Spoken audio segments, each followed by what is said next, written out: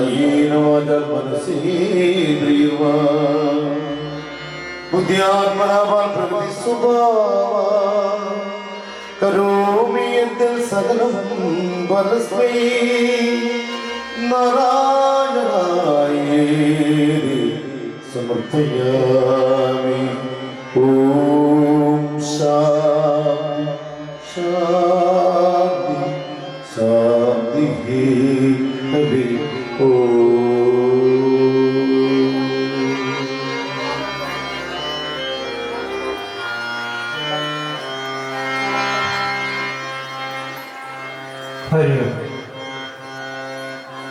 നാളെ ശ്രീകൃഷ്ണാവതാരം. ഭഗവാന്റെ അവതാര സമയത്ത് കൊച്ചുകുട്ടികൾക്ക് ഇങ്ങോട്ട് നടത്തുക പ്രത്യക്ഷമായിട്ട് ഭഗവാനാണെന്ന ഭാവേന അവരെ കൂട്ടുന്നതായിട്ടുള്ള ഒരു ആചാരമാണ് ഇങ്ങോട്ട്. അത് ഭാഗവതസപ്താഹാചാര്യന്മാർക്ക് പൈസ ഉണ്ടാക്കാനുള്ള, അമ്പല കമ്മിറ്റിക്കാർക്ക് പൈസ ഉണ്ടാക്കാനുള്ള പരിപാടിയല്ല. അതൊരു സംസ്കാരത്തെ നമ്മുടെ മനസ്സിൽ ഉറപ്പിക്കാൻ, കൊച്ചു കുഞ്ഞുങ്ങളെ ഈശ്വരൻ ബച്ച ബച്ച രാം ഹേ, കൊച്ചു കുട്ടികൾ പെൺകുട്ടികളെല്ലാം സീതയും ആൺകുട്ടികളെല്ലാം രാമനും കുട്ടികളെല്ലാം കൃഷ്ണനും ആണെന്ന ഭാവേന നമ്മുടെ സംസ്കാരത്തിൻ്റെ മഹത്വം അതാണ്. അതിനാണ് ഭാഗവതമൊക്കെ വായിക്കുന്നത്. ഹരേ രാമ രാമ രാമ ഹരേ ഹരേ, ഹരേ കൃഷ്ണ കൃഷ്ണ കൃഷ്ണ ഹരേ ഹരേ, നാരായണ നാരായണ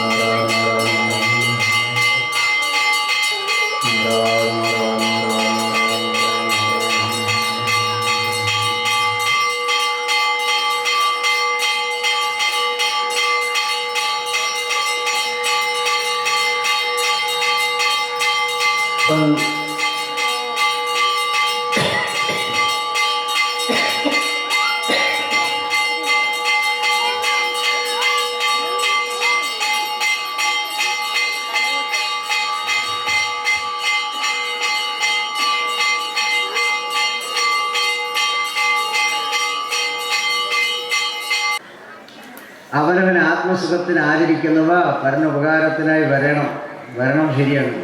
പക്ഷെ അവനവൻ ആത്മസുഖത്തിന് ആചരിക്കുന്നതായിരിക്കണം, അവനവൻ ദോഷം ചെയ്യുന്നതാവരുത്, അവനവൻ നാശം ചെയ്യുന്നതാവരുത്.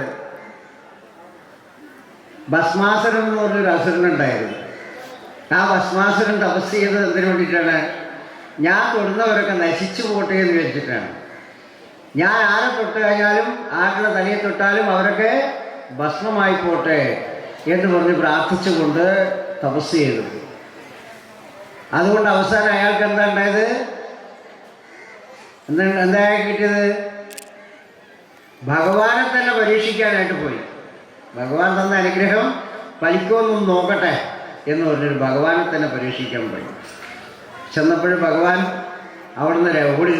കാരണം ശരി ആൾക്കാർക്ക് അനുഗ്രഹം കൊടുത്തു കഴിഞ്ഞാൽ നമ്മൾ ഓടേണ്ടി വരും.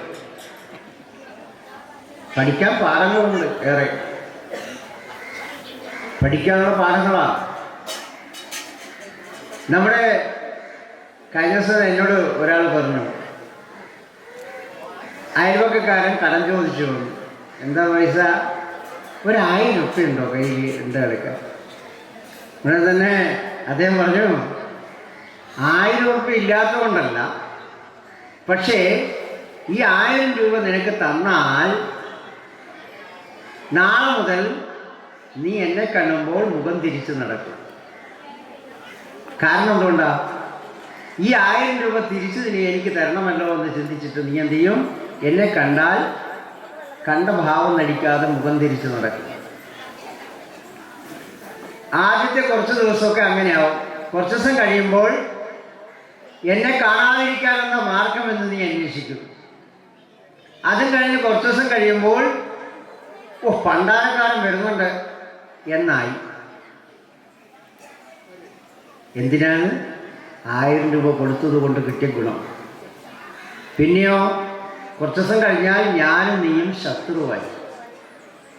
ഞാൻ നിന്നോട് ചോദിച്ചിട്ടുമില്ല, ഒന്നുമില്ല. ഞാൻ ആകെ ചെയ്തത് എന്താണ്, നീ ഒരു 1000 രൂപ വേണമെന്ന് പറഞ്ഞ സമയത്ത് ഞാൻ ഒരു 1000 രൂപ നിനക്ക് തന്നു എന്നൊരു അപവാദം മാത്രമേ ഞാൻ ചെയ്തിട്ടുള്ളൂ. വേറൊരു തെറ്റും ചെയ്തിട്ടില്ല. പക്ഷേ നീ എൻ്റെ ശത്രുവായി മാറി. അതുകൊണ്ട് ശത്രുത വേണോ കടം വേണോ, രണ്ടിലൊന്നും തീരുമാനിച്ചു. പ്രശ്നം തീർന്നല്ലോ. ഉടനെ അദ്ദേഹം പറഞ്ഞു, ശത്രുത വേണ്ട, എനിക്ക് പണവും വേണ്ട, നമ്മൾ തമ്മിലുള്ള സ്നേഹബന്ധം നിലനിർത്തിയാൽ മതി. സന്തോഷമായി, ശരി എന്നാൽ പോയിക്കോളൂ. പിന്നെ ഞാനൊരു 1000 രൂപ തരാം, പക്ഷെ നീ ഒരിക്കലും അത് തിരിച്ചു തരാൻ പാടില്ല. സമ്മതമാണോ? എങ്കിൽ ഞാൻ 1000 രൂപ തരാം.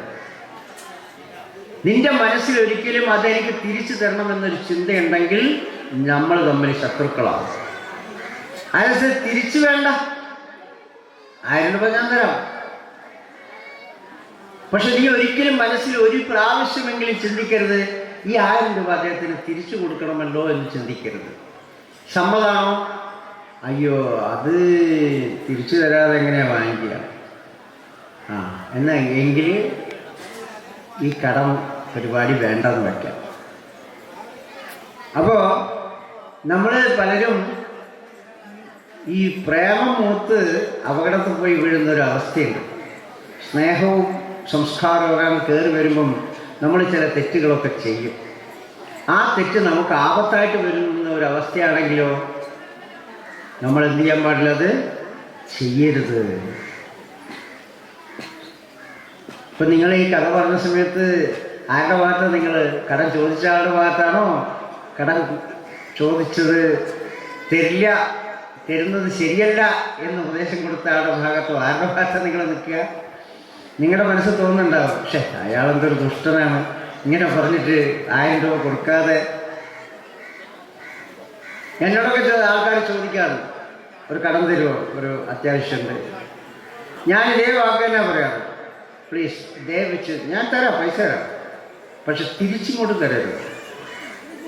പൈസ ഞാൻ തരാം, ഓക്കെ, അങ്ങനെ കൊടുക്കാൻ പാടുള്ളൂ.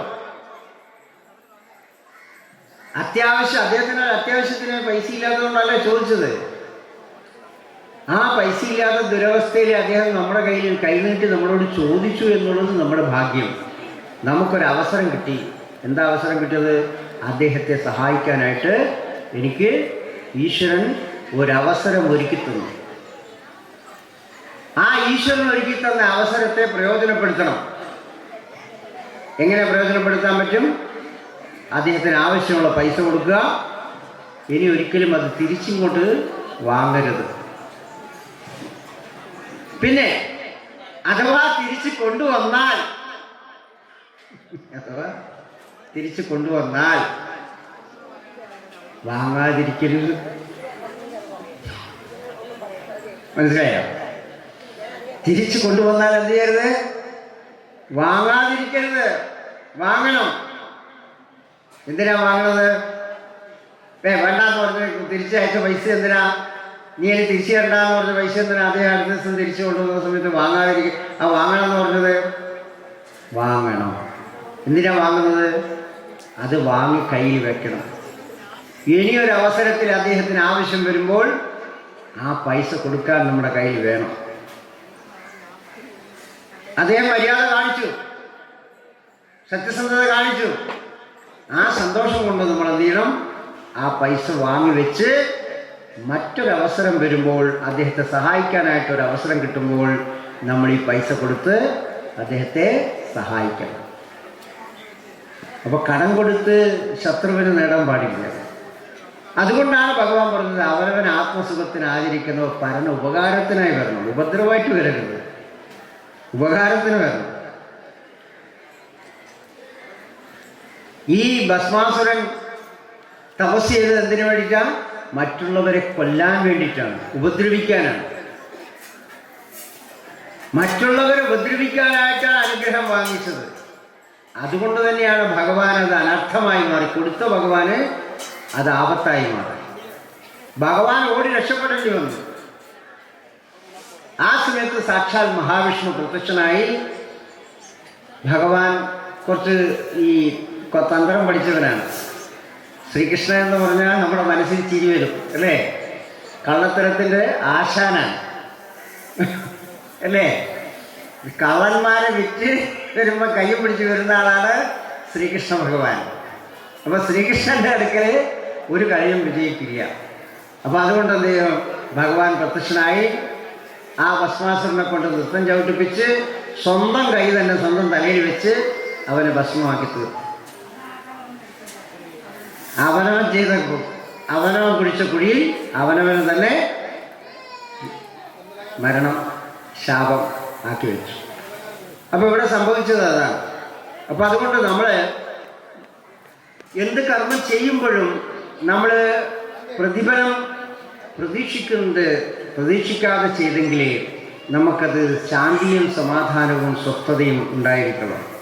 ധാരാളം പേര് ഞാൻ പറയുന്നത് കേട്ടിട്ടുണ്ട്, ഓ അവക്കൊരു 10 രൂപ അത്യാവശ്യത്തിന് വന്ന് കൊടുത്തതിൻ്റെ പേരിൽ ഇപ്പം നമ്മളൊക്കെ ശത്രുക്കളായി. ശത്രുവാവണമല്ലോ, കടം കൊടുത്താൽ ശത്രുവാവണം. ശത്രുവാണ് കടം കൊടുക്കുക എന്ന് പറഞ്ഞ ആചാരം. ശത്രുതയെ വിലക്ക് വാങ്ങലാണ്. അതുകൊണ്ട് ഒരിക്കലും കടം കൊടുക്കരുത്. കടം കൊടാമേ, കുട്ടികൾ കൊട്ടും കൊടാമേ തമിഴും പറയും അല്ലേ? കടം കൊടാമേ, കടം കൊടുക്കരുത്. നിങ്ങൾ ദാനമായിട്ട് കൊടുക്കണം. ഇവിടെ 1000 രൂപ പോയാലെന്താവും നോക്കുക, ആ സ്നേഹം എന്ന് നിലനിൽക്കുമല്ലോ. എന്തിനാ ശത്രുക്കളെ സൃഷ്ടിക്കുന്നത്? പിന്നെ കടം കൊടുക്കൽ തൊഴിലാക്കി മാറ്റിയ ആൾക്കാർ നമ്മുടെ നാട്ടിലുണ്ട്. 100 രൂപ കൊടുത്ത് 10 രൂപ പലിശ വാങ്ങിച്ച് അങ്ങനെ കൊടുക്കുന്ന ആൾക്കാർ. അത് അവരുടെ തൊഴിലാണ്. അതുകൊണ്ട് ഈ വാങ്ങിയ ആൾ കൃത്യമായിട്ട് കൊടുക്കുകയും ചെയ്യും. വാങ്ങിയ ആൾ കൃത്യമായിട്ട് പലിശ അടക്കം കൊടുത്തിരിക്കും. കാരണം അത് അയാളുടെ തൊഴിലാണ് എന്ന് ബോധ്യമുള്ളത് കൊണ്ടാണ്.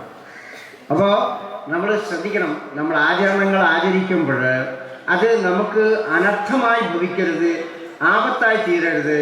നമുക്ക് ഗുണാത്മകമായിരിക്കണം. ഏത് കർമ്മം ചെയ്യുമ്പോഴും അതിൻ്റെ അനന്തരഫലം എന്ത് എന്ന് ചിന്തിക്കണം. ഈ അനന്തരഫലത്തെക്കുറിച്ചുള്ള ബോധമില്ലാതെ ചെയ്യുന്ന കർമ്മങ്ങളാണ് നമുക്ക് എന്ത് സംഭവിക്കുന്നത്? ആപത്തായി തീരുന്നത്.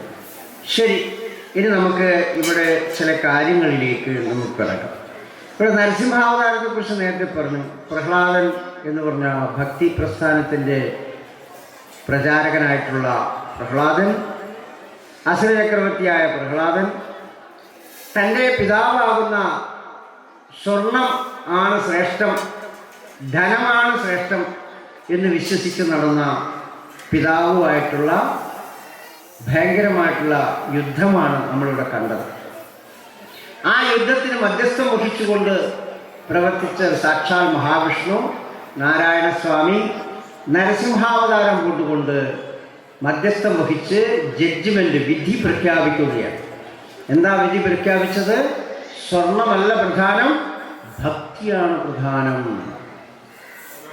സ്വർണത്തെക്കാൾ പ്രാധാന്യം ഭക്തിക്കാണ്.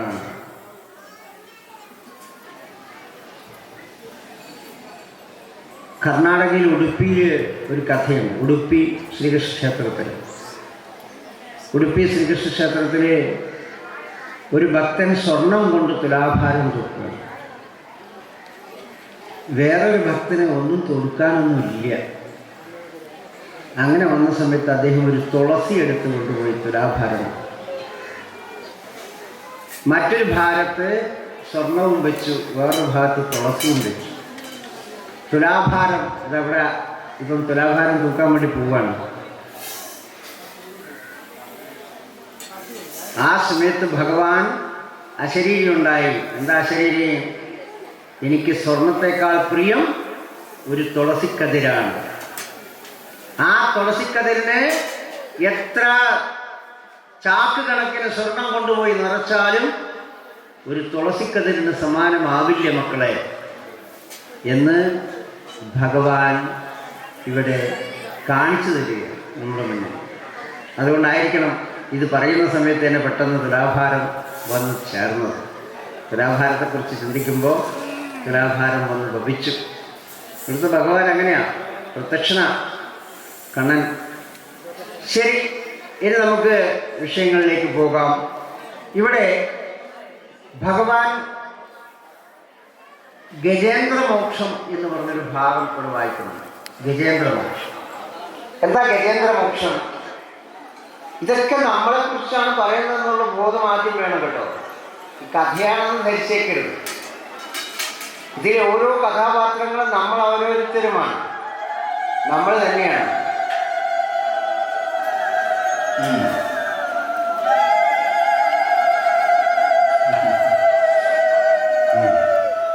അപ്പൊ നമ്മളാണ് ഇതിലെ കഥാപാത്രം. അപ്പൊ ആ ബോധത്തോടു കൂടി വേണം കഥകൾ കേൾക്കാൻ. ഇവിടെ ഗജേന്ദ്രനായിട്ടിരിക്കുന്നത് നമ്മൾ തന്നെയാണ്. അവിടെ എന്താണ്? ഇവിടെ ഇന്ദ്രദ്യുമ്നൻ എന്ന് പറഞ്ഞ ഒരു മഹാത്മാവ് രാജാവാണ്. ആ ഇന്ദ്രദ്യുമ്നൻ ഈ നമ്മുടെ ചില ആൾക്കാർക്കുണ്ട്, ധ്യാനം ജപം തപസ്സൊക്കെ ചെയ്യുമ്പോൾ പിന്നെ ആരെയും കണ്ടാളങ്ങോട്ടോ ഇങ്ങോട്ടോ ഇഷ്ടപ്പെടും. ഞാൻ ജപത്തിലാണ്, ഞാൻ ധ്യാനിക്കായിരുന്നോ, ഞാൻ പൂജാമുറിയിലായിരുന്നോ, ഞാൻ ഭയങ്കര തപസ്സില, ഞാൻ പഠനത്തിലാണ്. ചില കുട്ടികൾ പറയുന്നതാണ്, ഞാൻ പഠിച്ചുകൊണ്ടിരിക്കുമ്പോൾ ഉപദ്രവിക്കരുത്. എന്ത് പഠിപ്പാണോ ഇവൻ പഠിച്ചങ്ങോട്ട് IAS എടുക്കാൻ വേണ്ടി പോണ പോലെയാണ്. പഠിച്ചുകൊണ്ടിരിക്കുമ്പോൾ ഉപദ്രവിക്കരുത്. എന്നാൽ 10ാം ക്ലാസ് പോലും തോറ്റു കിടപ്പില്ല. ഈ പഠിപ്പിച്ചെന്നും പറഞ്ഞ് കിടക്കുന്ന ആളെ 10ാം ക്ലാസ് മര്യാദയ്ക്ക് മാർക്കോട് കൂടി ജയിച്ചെങ്കിലും കുഴപ്പമില്ലേ. എന്നിട്ട് 10ാം ക്ലാസ് നോക്കുകയും ചെയ്യും. എന്നിട്ട് ഞാൻ ഭയങ്കര പഠിപ്പിച്ചാന്നും പറഞ്ഞ് നടക്കുന്നത്. അങ്ങനെയുള്ള കൂട്ടത്തിൽപ്പെട്ട ഒരാളായിരുന്നു ആര്? ഇന്ദ്രദ്യുമ്നൻ എന്ന് പറഞ്ഞ രാജാവ്. ഇന്ദ്രദ്യുമ്നൻ എന്ന് പറഞ്ഞ രാജാവ് ഭയങ്കര ധ്യാനം ജപം തപസ് ഇതൊക്കെ ചെയ്യുന്ന ആളാണ്. നമ്മുടെ നാട്ടിൽ ഇറങ്ങിയിട്ടുണ്ട് കുറേ ആൾക്കാർ, കച്ചവടക്കാർ, ധ്യാന കച്ചവടക്കാർ. യൂട്യൂബ് തുറന്നു നോക്കൂ, നിറയെ ധ്യാന കച്ചവടക്കാർ, ചികിത്സ പഠിപ്പിക്കുന്ന ആൾക്കാർ, ധ്യാനം പഠിപ്പിക്കുന്ന ആൾക്കാർ, ജപം പഠിപ്പിക്കുന്ന ആൾക്കാർ, പൂജ പഠിപ്പിക്കുന്ന ആൾക്കാർ, പിന്നെ മന്ത്രവാദം പഠിപ്പിക്കുന്ന ആൾക്കാർ, കുണ്ടലിനി ശക്തി പഠിപ്പിക്കുന്ന കുണ്ടലിനി ശക്തി പഠിപ്പിക്കുന്ന ആൾക്കാർ. ഇങ്ങനെ പഠിപ്പിസ്റ്റുകൾ ചോദിക്കാത്ര 5000 രൂപ ഗൂഗിൾ പേ ചെയ്യും. അടുത്ത ദിവസം മുതൽ നിങ്ങൾ ക്ലാസ്സിൽ പങ്കെടുക്കാം. 10000 രൂപ ഗൂഗിൾ പേ ചെയ്ത് കഴിഞ്ഞാൽ ഇന്ന ക്ലാസ്സിൻ്റെ സർട്ടിഫിക്കറ്റ് ഉൾപ്പെടെ തരും. 25000 ഗൂഗിൾ പേ ചെയ്ത് കഴിഞ്ഞാൽ അടുത്ത ദിവസം നിങ്ങൾ ഡോക്ടറായിട്ട് സർട്ടിഫൈ ചെയ്ത് നിങ്ങൾ ചികിത്സ ആരംഭിക്കാം. എന്തൊക്കെ വേഷം കെട്ടലുകൾ ആണെന്ന് അറിയാമോ? ഫോൺ തുറന്നാൽ മതി, ഭയങ്കര കച്ചവടാ, ഭയങ്കര കച്ചവടാ. നിങ്ങൾക്ക് ഷുഗർ ഉണ്ടോ? ഷുഗർ പരിഹരിക്കാൻ ഒറ്റ ദിവസം കൊണ്ട് നിങ്ങൾ ഗൂഗിൾ പേ ചെയ്യൂ 5000 രൂപ. ഞാൻ ഒരു ദിവസം ഫോൺ എടുത്ത് നോക്കുന്ന സമയത്ത് ഈ ഷുഗറിനെ കുറിച്ച് ഒരാളുടെ ക്ലാസ്, ഷുഗർ എങ്ങനെ സംഭവിക്കുന്നു അറിയാമോ?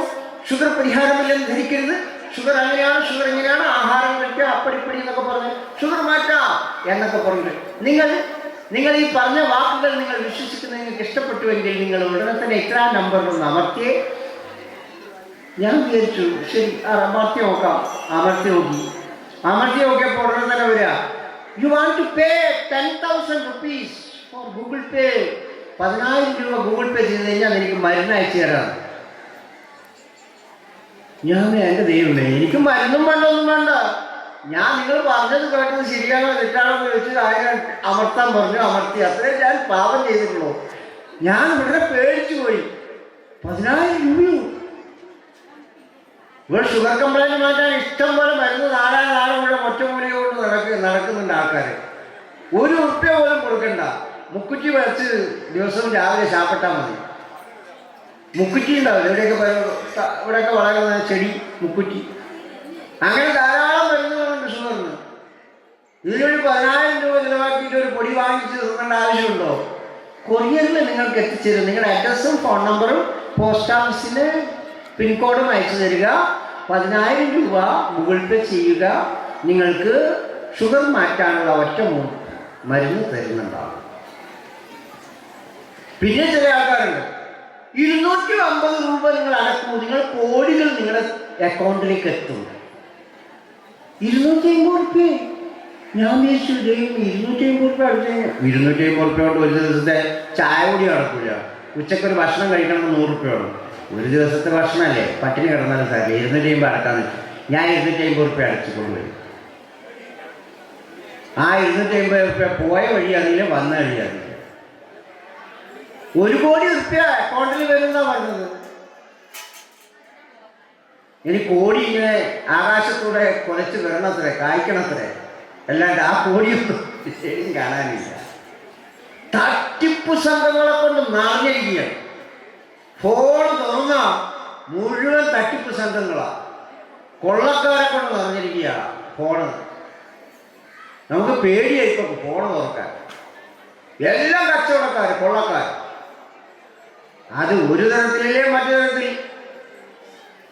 ഒരുത്തി രാത്രിയാകുമ്പോൾ ഒരു ഫോൺ വന്നു. ഞാനിങ്ങനെ ഫോൺ വന്നപ്പോൾ ഞാൻ വിചാരിച്ചു ഇതാരാണ് 12 മണിക്ക് ഫോൺ വിളിക്കുന്നത്. ഞാൻ ഫോൺ എടുത്ത് നോക്കി, ഒരു പ്രസീത. ഓ പ്രസീതയാണ്, ശരി, എന്താണാവോ? ഞാൻ ചോദിച്ചു എന്താ കുട്ടി, എന്താണ്? ഹലോ, നിങ്ങളുടെ പേരെന്താണ്? ഞാൻ പറഞ്ഞു പ്രകാശ്. എന്താ, നിങ്ങൾ ആരാ, നിങ്ങൾ എന്ത് ചെയ്യുന്നു? ഞാൻ വിളിച്ചു ഞാനിങ്ങനെ ഈ ഭാഗവതമൊക്കെ പാടി ഇങ്ങനെ ജീവിതം കഴിച്ചു കൂട്ടുന്നു, അല്ലാതെ പറഞ്ഞു. ഓ ആണോ, എങ്കിൽ നിങ്ങളെ ഞാൻ ഇഷ്ടപ്പെട്ടു, നിങ്ങളെ ഞാൻ പ്രേമിക്കുന്നു. പോരെ പുലിവാല്. ഞാൻ പറഞ്ഞു നിന്നെ കുറിച്ച് എനിക്ക് ഒരു ചുക്കും മണ്ണാകട്ടെ അറിയില്ല. ഈ പാതിരാത്രി വിളിച്ചിട്ട് നിന്നെ പ്രേമിക്കുന്നു.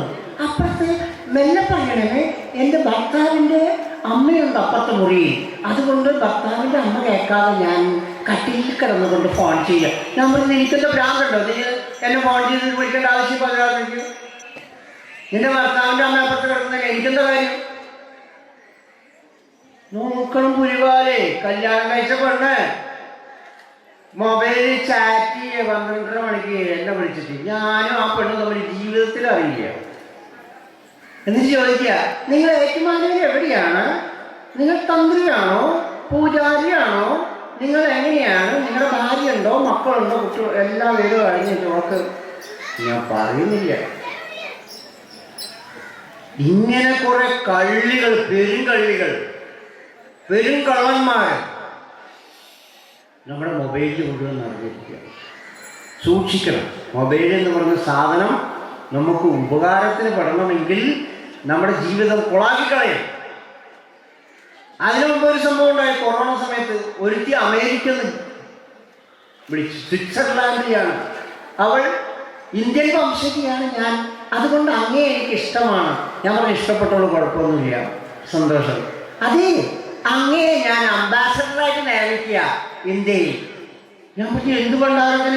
അതെ, കൊറോണ മാറ്റാനുള്ള ഒരു മരുന്നുണ്ട്, കൊറോണയുടെ രോഗമരുന്ന് പരിധി നിങ്ങൾ കൊടുത്താൽ മതി. അതിനുവേണ്ടി നിങ്ങളൊരു 1000 രൂപ ഇങ്ങോട്ട് അയച്ചു തരിക, ഗൂഗിൾ പേ ചെയ്യുക. ഞാൻ ചോദിച്ചു 1000 രൂപ കൊണ്ട് തീരുമോ പ്രശ്നം? 1000 രൂപ അയച്ചു കഴിഞ്ഞാൽ നിങ്ങൾക്ക് 10000 രൂപയുടെ മരുന്ന് അയച്ചു തരും. ഈ 10000 രൂപയുടെ മരുന്ന് നിങ്ങൾ 1,00,000 രൂപക്ക് വേണമെങ്കിൽ വിൽക്കാം. ഞാൻ നിങ്ങളെ അംബാസഡർ.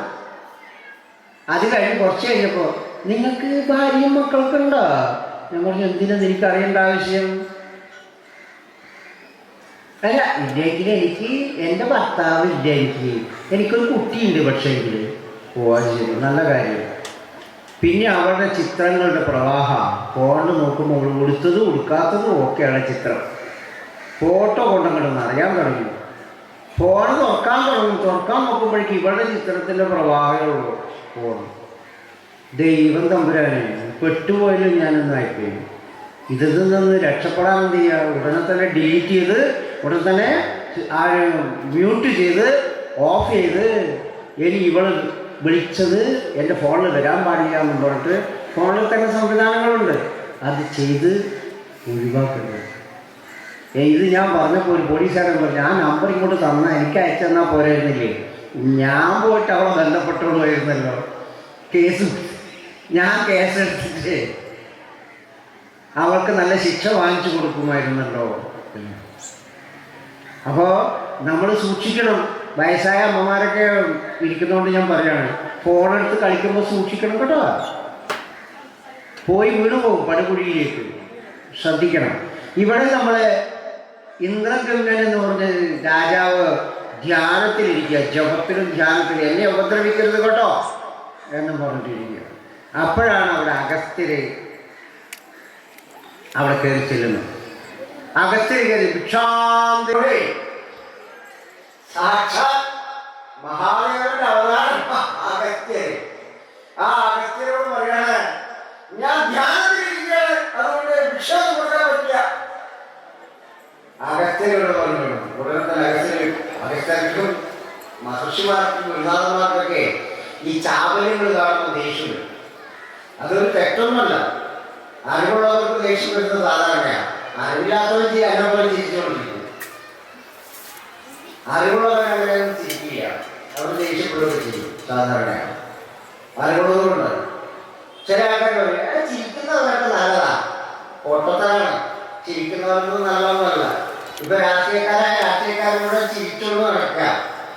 ഇലക്ഷൻ കഴിഞ്ഞാൽ ഇവന്റെ ഒറ്റ ഒരുത്തന്നെ ചിരിയിൽ കഴിഞ്ഞിട്ടുണ്ടെങ്കിൽ ഞാൻ വെച്ചു വെക്കുന്നു 1,00,000 ഒറ്റ ഒരുത്തം പോലും ചിരിക്കില്ല. നിങ്ങൾ അറിയാമോ? എന്റെ അനുഭവം ഞാൻ പറഞ്ഞത്. സ്വാമി എന്ന് പറഞ്ഞിട്ട് ഇലക്ഷൻ വന്നപ്പോ കഴിഞ്ഞ മാസം കണ്ടപ്പോ മുഖം തിരിച്ച് നടന്നവനാ, എന്നെ കണ്ട ഭാഗം കഴിക്കാത്തവനാ. അവരിപ്പോ സ്വാമി ത്രിവേണി എന്ന് പറഞ്ഞിട്ട് കൈ കാല് കഴിക്കണം. ഖാളന്മാർ, വഞ്ചകന്മാർ. അപ്പൊ അതുകൊണ്ട് സൂക്ഷിക്കണം. ഇവരൊക്കെ ചിരി അങ്ങോട്ട് നല്ലതാണെന്ന് ധരിച്ചേക്കണ്ട.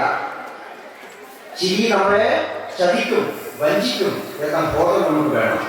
അങ്ങനെ ഇവിടെ അഗസ്ത്യന് ഉടനെ തന്നെ ദേഷ്യം വന്നു.